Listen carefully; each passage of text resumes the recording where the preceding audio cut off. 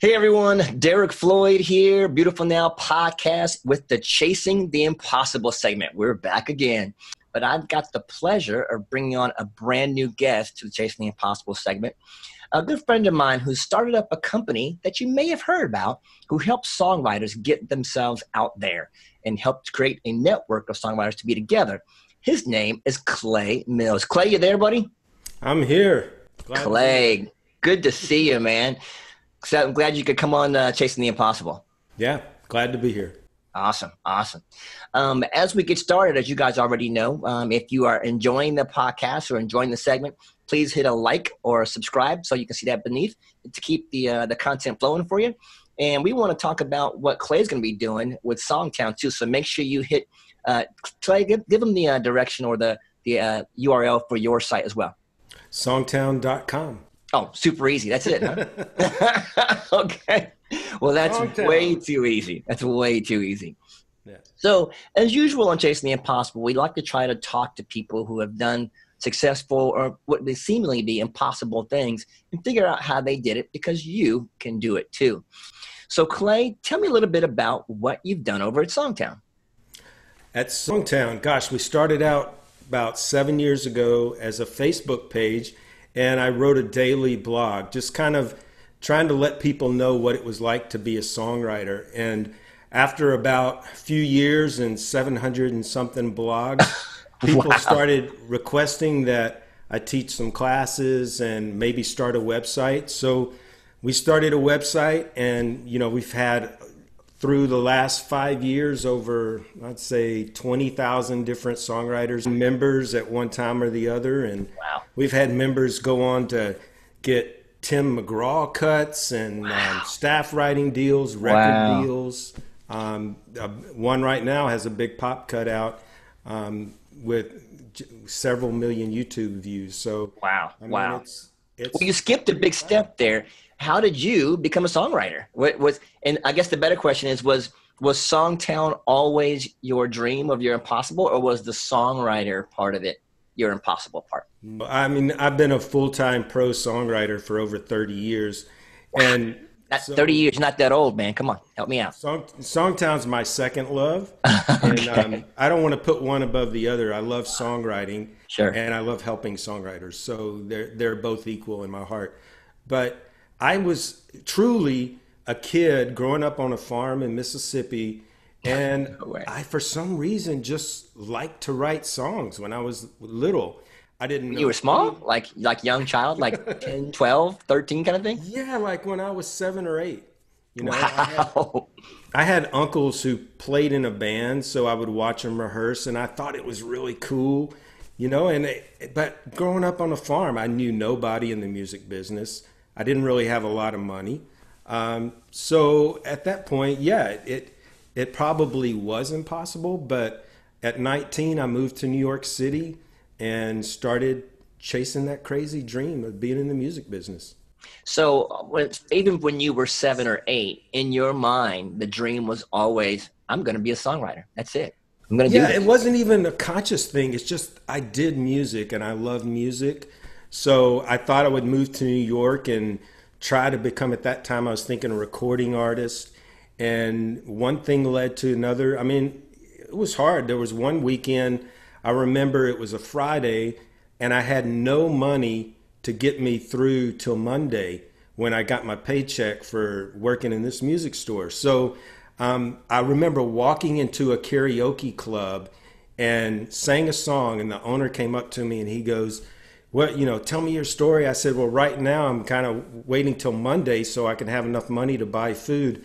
Well, he bought me a meal and handed me a $50 bill out of the cash register and said, don't ever give up on music.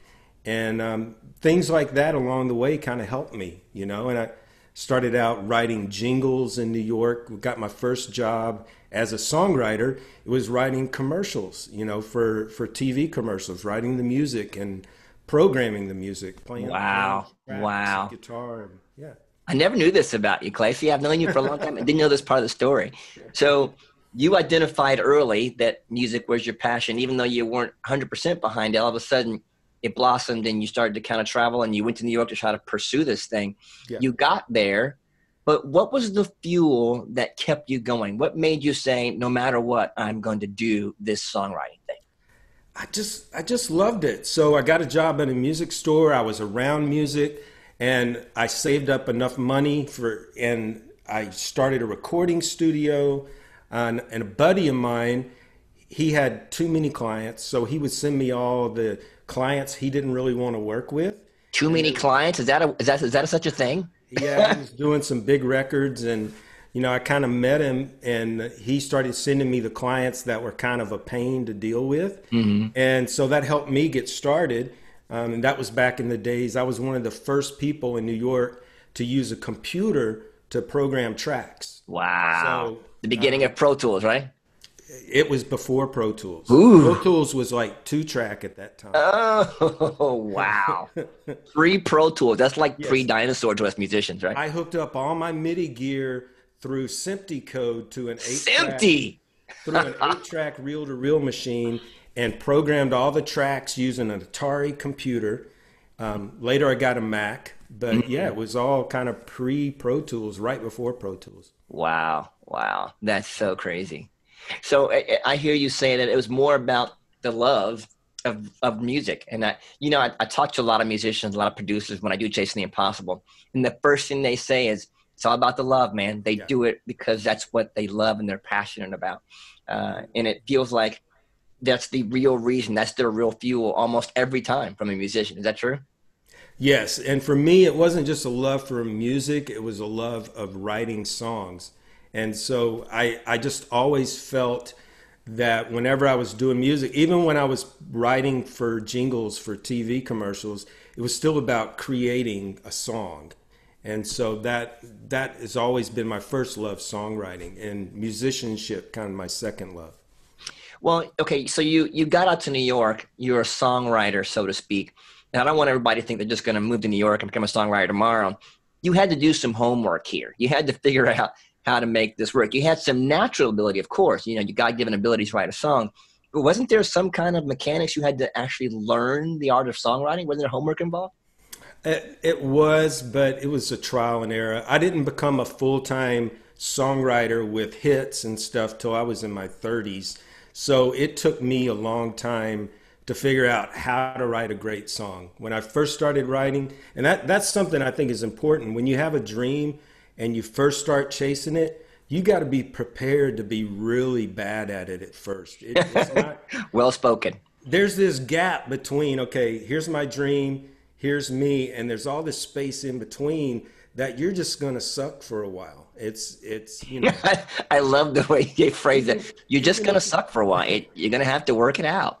Yeah, even if you're the most talented person in the world, I have seen so many talented people that either didn't have the work ethic or they just couldn't figure it out, And I've seen marginally talented people that had a laser focus on how to get it done and figure it out. So, it's not always about your talent level, but it's a learning process. You got to be willing to embarrass yourself at first. I like that. I think that people miss the fact that it's going to take a little bit of grind and it may not be overnight. I Oh yeah, think people years. want their success shake and bake, just comes out poof, ready to go. But that's not how impossible happens. You really, normally, I tell people it's the process and you're going to have to work through working it, grinding it. Yeah. You look at overnight success and it wasn't hardly ever overnight, right? No, I moved to New York when I was 19. Had my first hit song as a songwriter when I was 39. So it took So, you 20 years, 22 years. I mean, Wow. I was always working in the business and I did write jingles that played all over the country and played on some albums and things that kept paying the bills. But my dream of being a songwriter literally took 20 years. So what was your first hit, by the way? A song called Beautiful Mess by Diamond Rio. Wow. It's one of those songs that's had over, I think now 5 million airplays.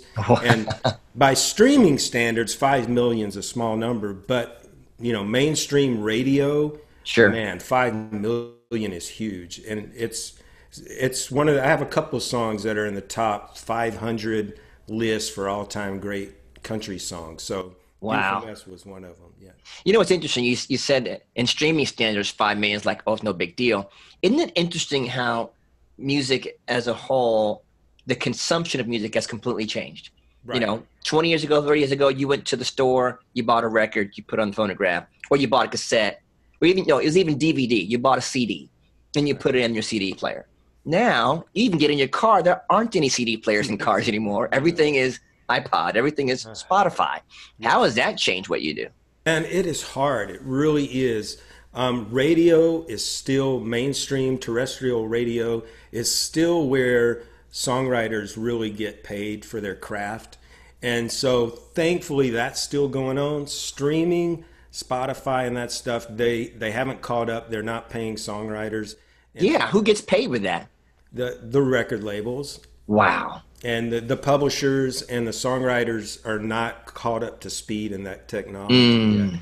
Mm. I believe it'll eventually happen, because with all new technology, songwriters are the last to get caught up as far as the pay scale. Sure. But I'm not going to complain because we still have radio, and I still have enough songs playing on the radio where it's a nice, living.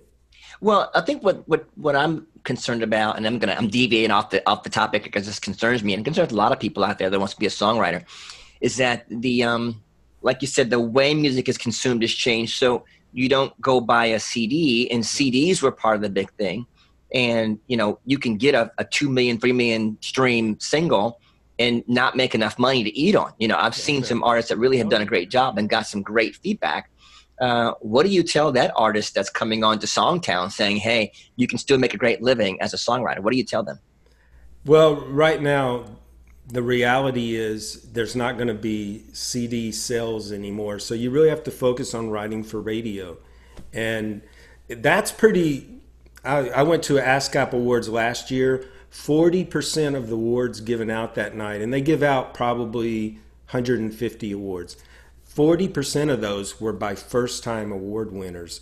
So the music business is not shut off to new songwriters. It's quite open, but you just have to write music that's geared for radio rather than a deep album cut. You're not going to make a living. In the old days, you could have 50 album cuts, on a bunch of different artists and make a living. And so now, if you're not on Taylor Swift or Ed Sheeran or Beyonce, one of those handful of artists that sell a lot of albums, then you really got to focus on radio.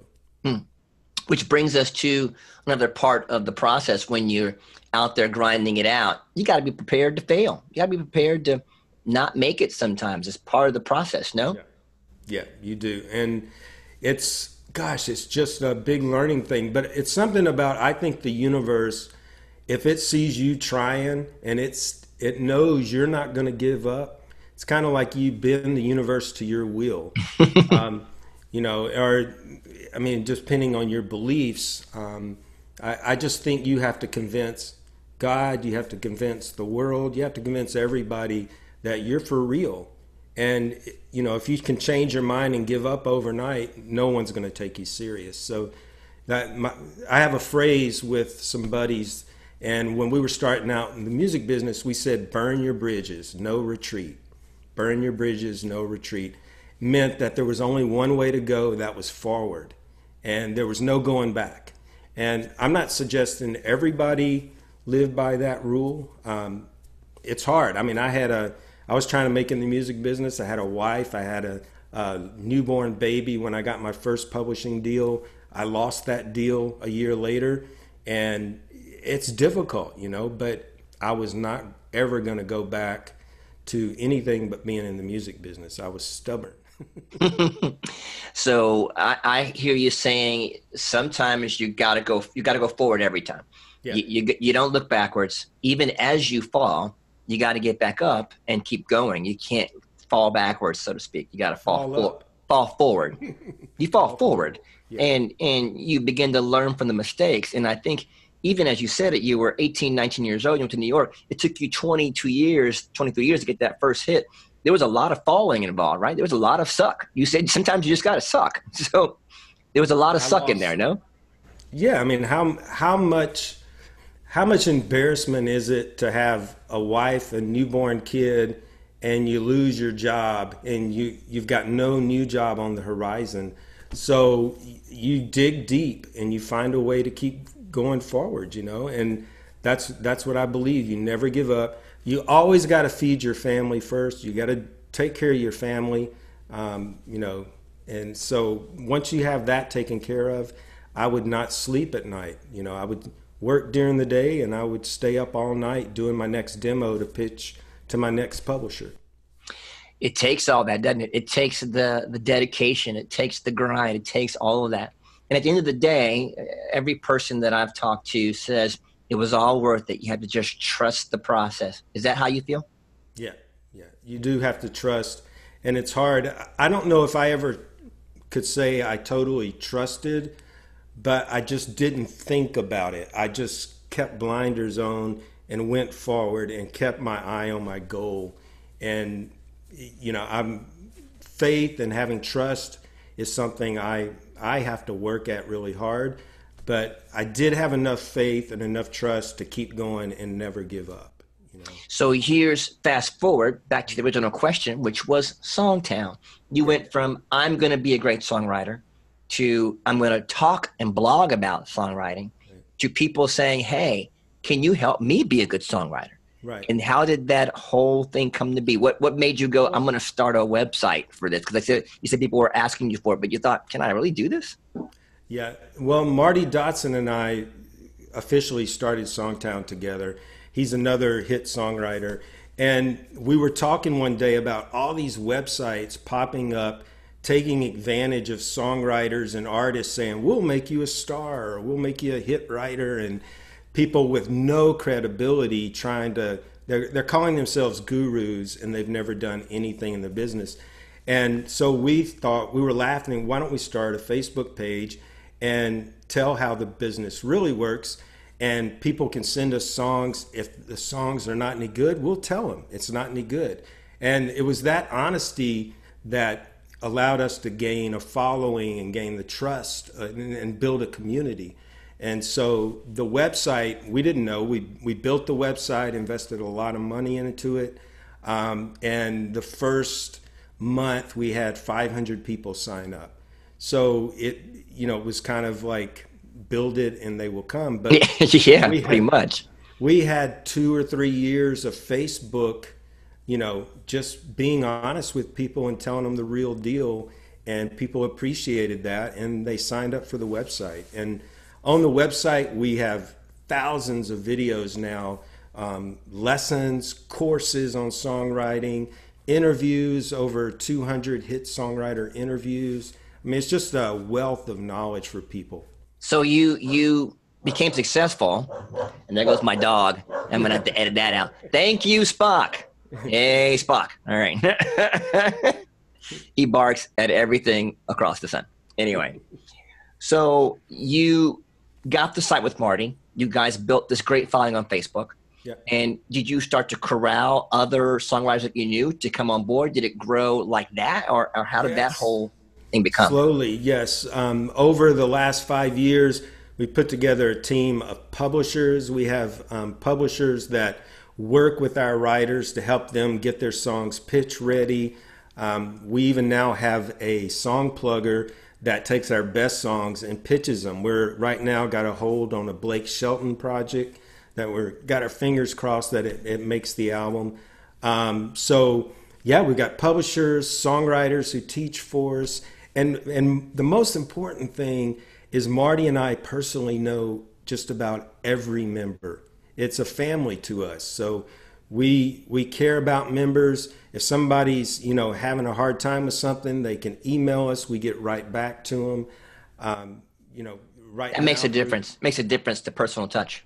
And right now, through this whole Corona thing that's going on, we've had members hit hard times, so we're giving them scholarships. Don't worry about your membership, because we want to help them any way we can, and as long as we're able, we're going to help these songwriters be the best writers they can be.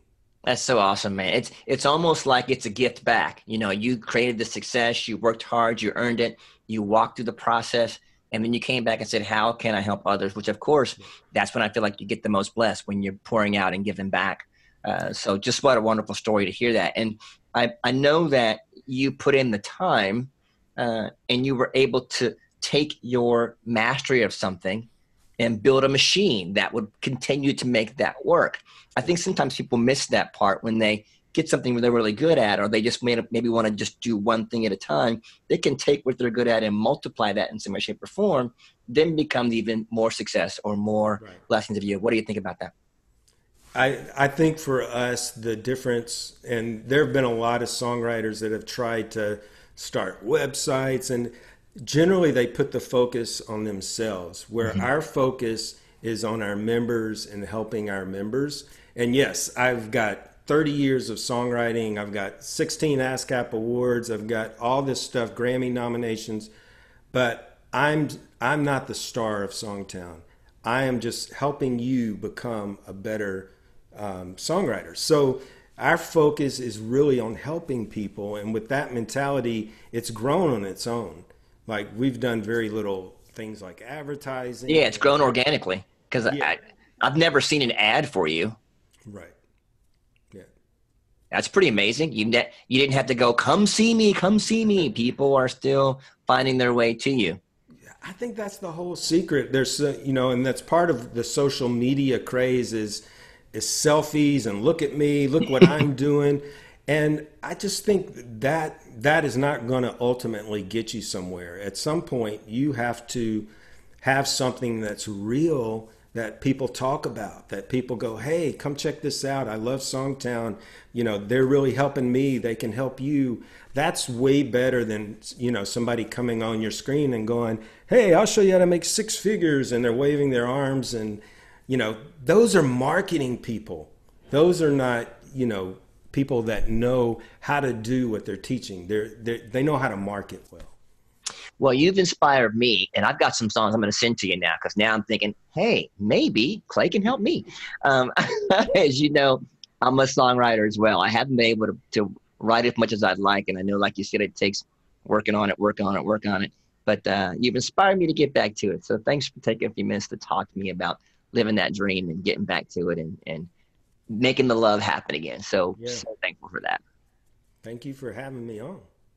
And if you could tell anybody out there one last thing about Songtown, or if you want to give them a plug about where to get to you, how to get your song heard, go ahead and give them that last 3 minutes about what Songtown's all about and how they can get a hold of you guys.